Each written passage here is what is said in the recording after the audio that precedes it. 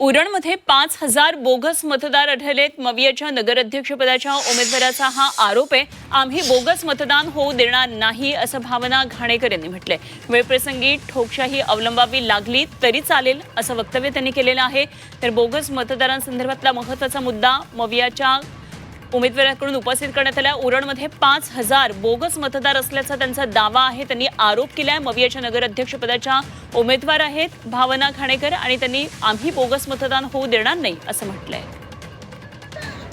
ज्या पद्धतीने अरेरावी भ्रष्टाचार मगरुमी आणि आपण बघाल आता मतदान केंद्रामध्ये कोण पैसे वाटतं म्हणजे मग तुम्ही टेबल लावूनच जसे स्लिप वाटतात तसे तुम्ही पैसे वाटा म्हणजे विषय संपला। म्हणजे कोणतेही लिमिट्स तुम्ही ठेवलेले नाहीये, ते सगळे पार केलेले असतात तर मग टेबल लावून पैसे वाटा विषय संपला। बोगस मतदान या ठिकाणी जवळजवळ 5,000च्या दरम्यान आहे, परंतु आम्ही ते होऊ देणार नाही। लोकशाहीच्या माध्यमातून आम्ही निवडणुका लढू, पण वेळ प्रसंगी लोकशाही अवलंबावी लागली तरी सुद्धा चालेल।